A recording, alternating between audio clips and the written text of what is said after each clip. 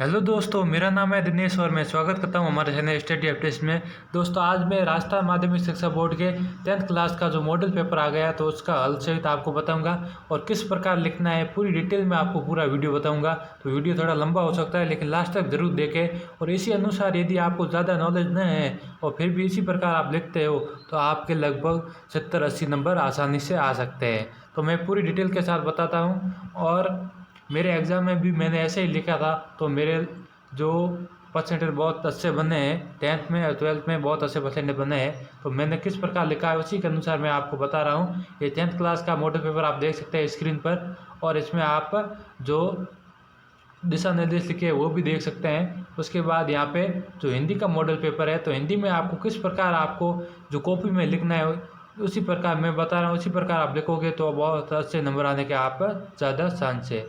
तो दोस्तों, यहाँ पे आप देख लीजिए, जैसे ये पहला प्रश्न है आपका, मृग नयनी शब्द में कौन सा समास है।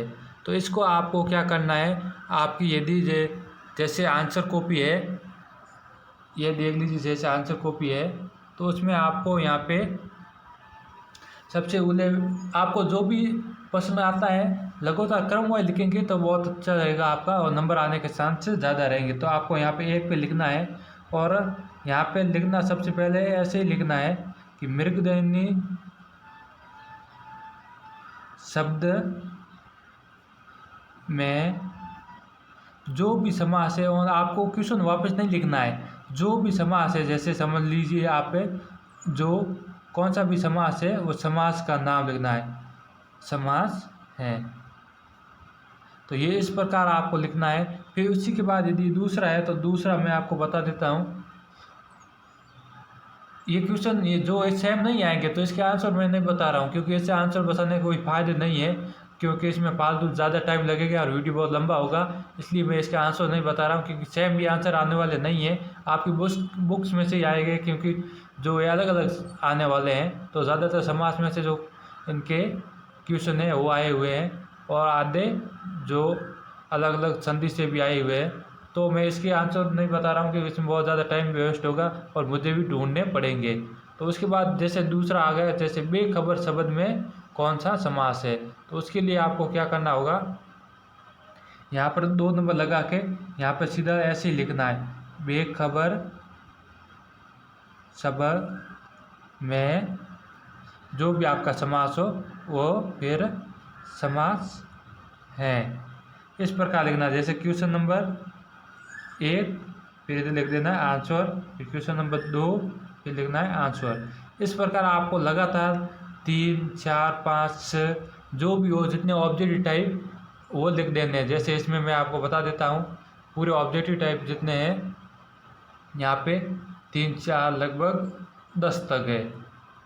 तो 10 तक आपको ऐसे लिख देना है। उसके बाद जो 2 से 8 तक के सभी प्रश्न है वो एक एक नंबर के हैं, तो उनके आंसर किस प्रकार आप लिखोगे तो आपके जो नंबर है वो अच्छे आएंगे।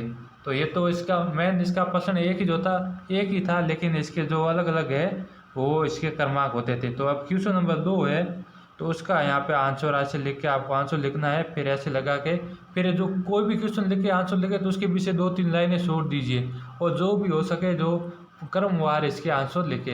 तो यहाँ पे दूसरा लिख दिया है, जैसे सूरदास के प्रामाणिक काव्य ग्रंथ का नाम लिखिए, तो इसका आपको आंसर लिखना है।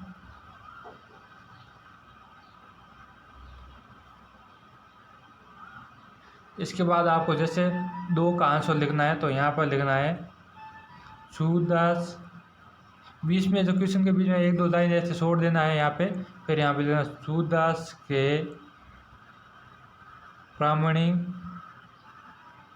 ग्रंथ का नाम जो भी है, फिर वो ऐसे करके जो भी नाम लिखना है फिर है लिख देना है। ओनली इतना ही उत्तर लिखना है, ज़्यादा लिखने से ऐसा नहीं है कि ज़्यादा नंबर मिलेंगे।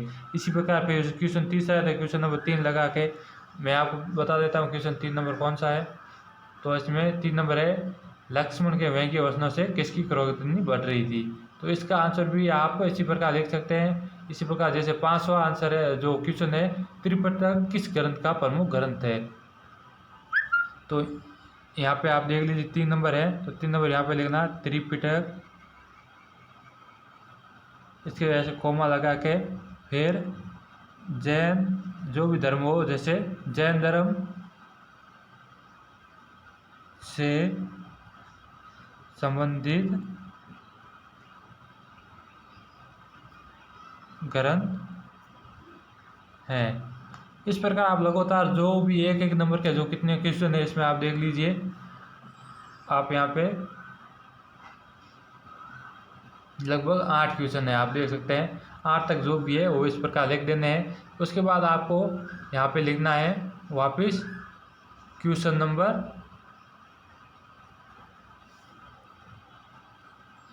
जैसे यहाँ पे लिख दिया क्वेश्चन नंबर जो 9 है वो लिख दिया। तो 9 का आंसर लिखना आपको। तो यहाँ पे क्या है 9 मृदुल वसंत जीवन के जो है बीच में जो खाली जगह है वो बनी है, इसमें 1 नंबर का है। तो यहाँ पे जो अंतिम आएगा तो यहाँ पे जो खाली जगह भर देनी है, जो स्थान छोड़ा हुआ है वो भर देना है। उसके बाद यहाँ अंतिम वचन जीवन के अंतिम समय का प्रतीक है, इस प्रकार लिख दिया। इस प्रकार जो भी आपके जितने भी जो इसमें रिक्त स्थान वाले क्वेश्चन है देख लीजिए। यहाँ पे लगभग 11 तक है, तो यहाँ पे 11 तक आप ये देख लीजिए, ये लिख देना है। उसके बाद आपके आ गया जो 2 नंबर का अंकों का है, तो उसमें आपको कैसे लिखना होगा तो मैं आपको बता देता हूँ। यहाँ पे प्रश्न नंबर 12 अभिन्न होगा मेरा अंत कविता का केंद्रीय भाव लिखे। तो इसके लिए आपको वापस जैसे यहाँ पे लिखना है क्वेश्चन नंबर 12 लगातार जो आए वो लगातार ही लिखे। मेरे हिसाब से आपको आ नहीं रहा है तो आप 2-3 लाइनें छोड़ दीजिए उसी हिसाब से। उसके बाद यहाँ से लिख दीजिए क्वेश्चन नंबर 12, फिर आंसर लिख के यहाँ पे लिखना है कि अभी न होगा मेरा अंत, ऐसे लगा देना है कॉमा, फिर कविता का केंद्रीय भाव जो भी है यहाँ पे 1-2 लाइन जो भी आपको होगा इसका आंसर। जिस कवि का केंद्रीय भाव हिम्मत न हारने और लगातार मेहनत करने के लिए प्रेरित किया गया है। तो ऐसे लिख सकते हैं। तो 2 नंबर का जो है तो इतना लगभग 2 लाइनें लिखिए तो बहुत है। तो इस प्रकार आप ऐसे जो आंसर है वो लिख सकते हैं। जैसे जो 12 से लेके आपके 19 तक जो भी आपके क्वेश्चन है तो उसके इस प्रकार आप आंसर लिख सकते हैं। जो मुहावरे वगैरह आते तो उसके भी इसी प्रकार आप लिख सकते हैं। उसके बाद मेन आपका क्वेश्चन आ जाता है जो 4 नंबर का आ रहा है। पहले 6 नंबर का आता था, अभी 4 नंबर का आ रहा है। जो अपठित गद्यांश होता है उसको लिखना है। तो उसके लिए आपको क्या करना होगा, जैसे ये आ रहा है इसमें से ये भी लिख सकते हैं वो भी लिख सकते हैं। तो यहाँ पे जो 20वां है जो 4 नहीं में सुरबाला के गेंदों में गूंथा जाऊँ वाला, ये तो पुष्प से वो आपका जो पार्ट है उसी संबंधित है। तो यहाँ पे आपको क्या लिखना होगा, जो आपका क्वेश्चन नंबर कितना 20 समझ लेते हैं, फिर आंसर लिख देते हैं। फिर यहाँ पे आपको लिखना है सपत्संग जो वाक्य है पहले वाले जो भी लिखे फिर ऐसे लगा के, फिर उसमें पेज बहुत होते हैं 30 पेज आते हैं। तो वो इसके हिसाब से यहाँ पे लाइन छोड़ देना है। यहाँ पे फिर वापस शुरू करना है कि ये प्रसंग हमारी पाठ्य पुस्तक के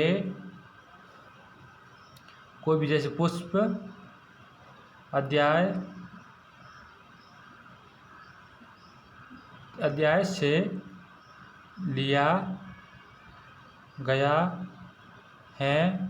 जो वे कौन से भी जो कविता का नाम है जैसे लिख दीजिए सुभद्रा कुमारी द्वारा, उसके बाद यहाँ पे रसिक है। इस प्रकार लिख दिया। उसके बाद यहाँ पे आपको लिखना होगा व्याख्या करके, व्याख्या लिखना है, फिर ऐसे लगा के फिर वापस नीचे शुरू करना है।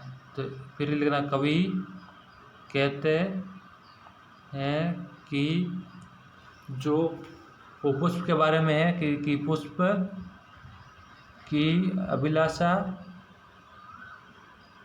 है कि मैं सुरबाला के जो बालों में संबंधित है। तो उसी प्रकार आप जो भी व्याख्या होगी हमने उसी प्रकार यहाँ पे व्याख्या लिख दी है जो भी है लास्ट तक। और उसके बाद यहाँ पे आपको लिखना है जो विशेष करके। तो विशेष में आपको क्या लिखना है कि इस प्रसंग में विशेष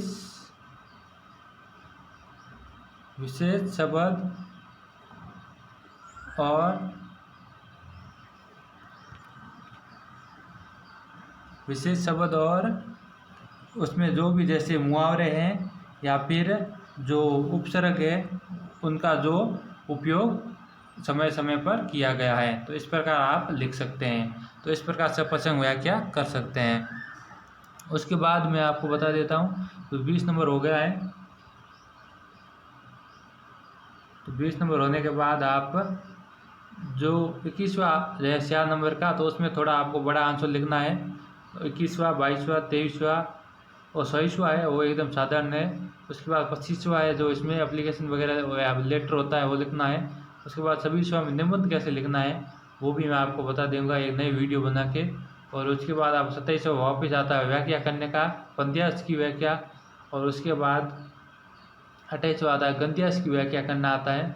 तो गद्यांश और पद्यांश की व्याख्या मैंने अभी बताया, इसी प्रकार आप कर सकते हैं। वीडियो थोड़ा लंबा हो रहा है तो मैंने आपको इतनी डिटेल बता दी है। तो आप इसी हिसाब से लगातार आंसर लिखेंगे तो आपके नंबर आने के चांस बहुत ज़्यादा रहते हैं। तो दोस्तों वीडियो को लाइक ज़रूर करें और चैनल को सब्सक्राइब जरूर करें।